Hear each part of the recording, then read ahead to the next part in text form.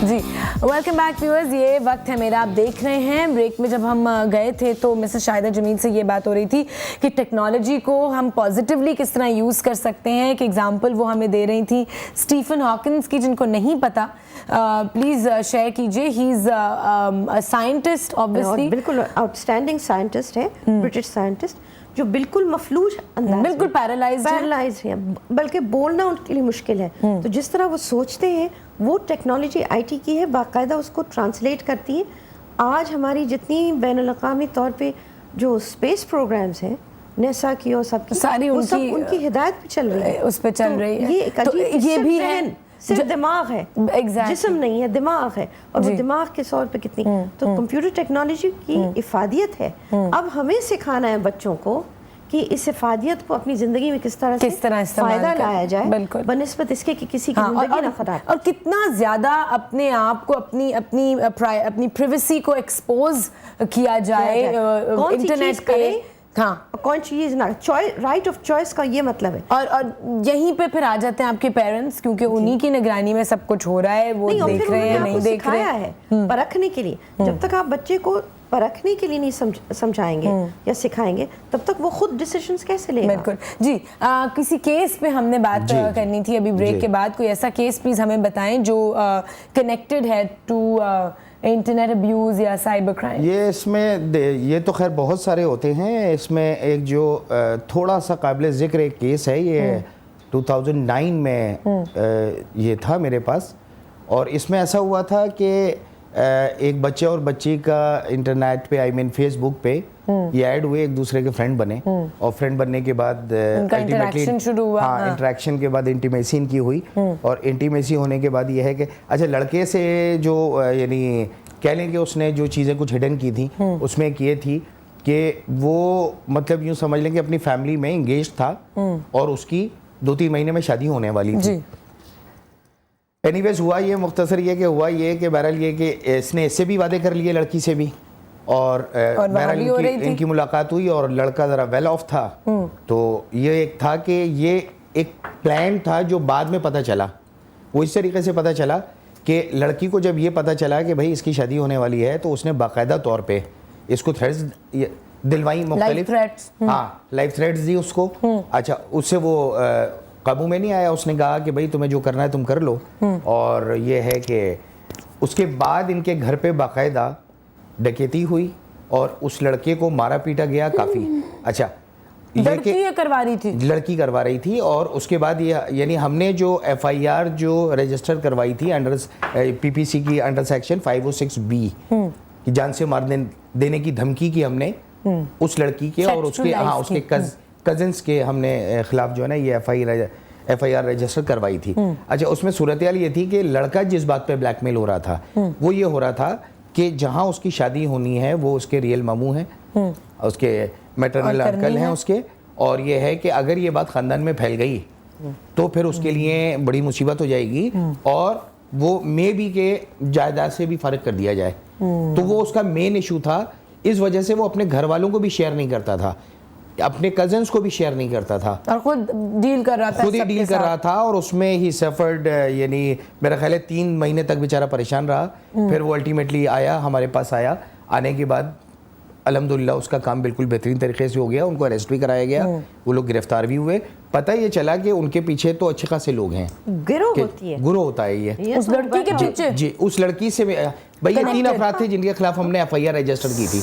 लेकिन हमें पता चला कि जनाब कम से कम जो है ना 15 लोग और हैं पीछे। भी पूरे ग्रुप्स डिफरेंट बच्चों के साथ इंटरैक्ट कर रहे होते हैं on social media.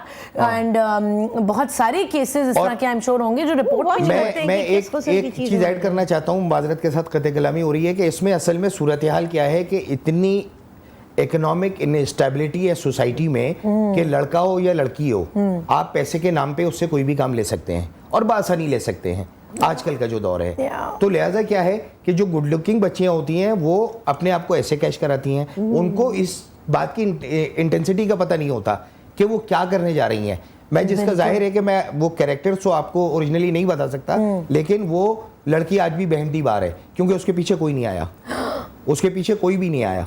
Oh my God. तो ये चीजें और जो वो है ना, बेचारी अपनी किसी मजबूरी में उस ग्रुप के वो साथ तो भी उसने कनेक्टेड हो। बहुत सारी ऐसी बातें बताई थी कि जिसको हमने फैब्रिकेटेड स्टोरीज का, क्योंकि ऑब्वियसली लेकिन हम क्या तो पता अपने बंदे को हमें, डिफेंड कर रहे थे, तो ऑब्वियसली हमने तो यानी यकीन नहीं किया उसकी बातों का। लेकिन इतने सारे बच्चे ये फेस कर रहे हैं आजकल। अभी मेरा अपना इनफैक्ट फ्रेंड ऑफ माइन 3 साल जी वो किसी एक लड़की से इन टच थे ऑन द इंटरनेट, और वो जी शादी के प्लान्स बन गए और ये वो हो गया, और वो बीमार है, उसको कैंसर है, पता नहीं क्या है, पैसे भेजे जाते थे उसके अकाउंट में, डले जाते थे इलाज के लिए, एंड 3 years लेटर पता चला it was all a fraud. वो कहती थी आई एम अब्रॉड, और वो इस्लामाबाद में कोई लड़की थी, और वो तो मतलब एक बहुत बड़ा एक इशू था ये। It was a joke. एक फैमिली के साथ था कि बच्चा ठीक ठाक खाना खा के अंदर गया, वापस आया, कह कि मेरी शादी हो गई। शादी जी मैम, ये हो रहा है, कॉमनली हो रहा है ये। क्योंकि और फैमिली को कुछ पता नहीं कि कितने किससे बात कर रहा है, कौन है, क्या है, डोंट नो। अच्छा, उसके अलावा बहुत सारी ऐसी वेबसाइट्स हैं आई बिलीव, उसका भी मैं पूछना चाहूंगी कि कोई लीगली कुछ उस पे भी चेक होना चाहिए। बहुत सारी ऐसी वेबसाइट्स हैं जो पब्लिक के लिए they are available for access, ठीक है, जो अंडर एज बच्चे भी उन पे जा रहे हैं। जी, पूरी दुनिया में हम देखते हैं कि मुख्तलिफ कंट्रीज ने इंटरनेट कैफेज जो है ना, वहाँ पेरेंट्स वहाँ भी जाएंगे, हम वहाँ भी जाएंगे, व्यूअर्स को एक इंटरनेट कैफे में भी अभी लेके जाएंगे थोड़ी देर बाद। इंटरनेट कैफेज तो कर ही रहे हैं जो काम खराब हो रहा है, बट घर पे भी बैठे हुए बच्चे ऐसी वेबसाइट्स को एक्सेस कर रहे हैं जो उनकी एज के लिए अप्रोप्रिएट नहीं है। इंस्टेड कि वो पॉजिटिवली इंटरनेट को इस्तेमाल करें फॉर नॉलेज एंड इंफॉर्मेशन या सोशल मीडिया। पेरेंटल गाइडेंस की बाकायदा वहाँ पे उसके तरीका है जो आप इस्तेमाल करें, लेकिन वो फिर भी वो फिर उसको हाँ, लेकिन हमारे मुल्क में क्या ऐसी चीजें स्टेप्स लिए जा रहे हैं इस पे चेक रखने के लिए, जरा बताइए। कुछ भी नहीं लिए जा रहे हैं, यही तो अफसोस की बात है। बात यह है कि यानी जिस चीज की एक्सेस आपको इजी हो गई है, तो वो तो आम होगी, वो तो यानी इस तरीके से है इवन के you can use internet on your mobile. Exactly, है ना? ये भी अब ये हमारा जरूरी मकसद नहीं है कि था। आपके पास पूरा डेस्कटॉप हो और आप कहीं कोई रूम आपको दरकार हो, आप किसी भी फुटपाथ के ऊपर या यूनिवर्सिटी के कॉरिडोर पे बैठ के इंटरनेट नहीं यूज करने दे रहे पेरेंट्स, तो कोई इशू तो नहीं जी है। आप बच्चों के पास फोन्स हैं जिनके अंदर इंटरनेट यूज कर रहे हैं, बहुत सस्ता है, और आप जो है उसके लिए आपको कोई तगदौ भी नहीं करनी पड़ती, तो डेफिनेटली। अच्छा, यानी मेरी जाती राय ये है, इसको मेरी जाती राय समझा जाए, वो ये है कि थर्ड वर्ल्ड कंट्रीज का ये अलमिया है कि हम नेगेटिव चीजों को ले लेते हैं, पॉजिटिव चीजों को हम नहीं लेते। There are so many things on internet, हम उसमें से एक चीज पिक कर लेते हैं, लेकिन उसकी बाकी कनेक्टेड चीजों को देखा नहीं जाता। अच्छा, उसकी वजह क्या है कि मैंने जैसे आपसे पहले भी अर्ज किया था कि हम एक इमेजिनरी वर्ल्ड में रह रहे हैं, यानी हम मेहनत वाले जरा फेज में नहीं है, और हम ये समझते हैं कि सब कुछ जादू से हो जाएगी। जो कुछ हम मुख्तलिफ मीडिया में देखते हैं, मुख्तलिफ जो चीज़ें हम पे असरअंदाज होती हैं, तो उसकी सूरत हाल ये है कि कुछ कंपनीज ऐसी हैं कि जो मेरी नॉलेज में है, जिनका मैं एलसी हूँ, लीगल कंसल्टेंट हूँ, जहाँ मेरा जाना होता है, वहाँ मैंने देखा है कि वहाँ पे जो इंटरनेट अवेलेबल है फॉर एम्प्लॉइज, उसमें इन चीज़ों पे सर्फ कंट्रोल है। ठीक है, टाइम बहुत कम है, एक बहुत इंपॉर्टेंट सवाल आपसे करना चाह रही हूँ, 2 मिनट रह गए हैं दोनों से, कि कोई ऐसा तरीका है कि अगर कोई बच्चा इस तरह की एक सिचुएशन में आ गया है, पेरेंट्स से नहीं शेयर कर पा रहा, कोई थ्रेट है उसकी लाइफ में व्हाइल यूजिंग द इंटरनेट, तो वो किसको कांटेक्ट करे? कोई ऐसा सेंटर है जो साइबर क्राइम से डील कर रहा है? कोई पुलिस के पास भी तो है, उनके पास जी मैम, उनके साइबर पास क्राइम्स यूनिट है।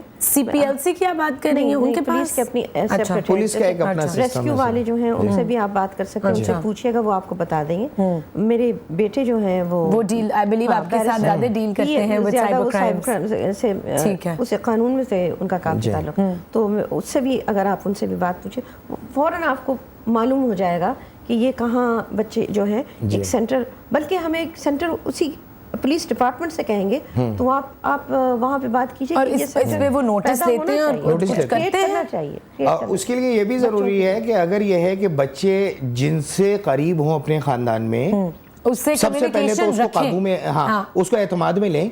उससे क्या होगा कि 1 और 1 11 होते हैं, और उसका जो बड़ा होगा वो उससे बेहतर सोच रहा होगा, ये बच्चा चूंकि परेशान होगा, ये अपनी बात को सही तरह नहीं बता नहीं पाएगा। बता पाएगा। तो अगर सीनियर कोई जाएगा, बड़ा भाई भी हो सकता है, वालिद भी हो सकते हैं, इवन के वालदा भी हो सकती हैं, तो वो जाके इसका केस प्लीड कर सकते हैं वहाँ पे उसके और अलावा बेहतर तरीके से। आप अपने बच्चों को ये बताएं कि देखो कभी भी ऐसा कोई वक्त हो कि छुपाए कोई- नहीं तो उसको। शेयर छुपा करो। मत करो। लेकिन हम लोग बहुत हैं। सारे पेरेंट्स का पेरेंट्स डर नहीं इतना करते। होता है, नहीं, वो- इतनी ज्यादा वही लैक ऑफ कम्युनिकेशन होती है कि कभी उनको पता नहीं चलता कि लेकिन बच्चों की मजे की जिंदगी में बात क्या यह हो है रहा है। बहुत कि खतरनाक। जिन पेरेंट्स को मैं जानता हूँ वो डरा के तो रखते हैं, लेकिन उससे ज्यादा मोहब्बत भी रखते हैं। नहीं, डरा के मोहब्बत तो तो रखते हैं, मोहब्बत- लेकिन हाँ। बच्चे शेयर नहीं कर पाते शेयर उस नहीं कर डर पाते। में कोई हाँ, चीज। शेयर नहीं कर पाते। इजहार के अंदर जी। जो है ना जी। वो नरमी नहीं होती। Exactly। और वो नरमी अगर नहीं होगी वही तो gap बच्चा पैदा करती आपसे है। हमेशा शेयर नहीं डरेगा। करेगा। जी। नहीं शेयर करेगा। ऑन दैट नोट व्यूअर्स, बहुत अफसोस की बात है, टाइम खत्म हो गया, इतनी और बातें करनी है। यू हैव टू मतलब एक चीज़ के बारे में जब बात हम शुरू करते हैं तो इतनी सारी खुलती जाती हैं और उसके इश्यूज खुलते जाते हैं, but we have to go towards a news break. तो न्यूज़ ब्रेक पे जाइए, वापस आइए इन ये वक्त है मेरा।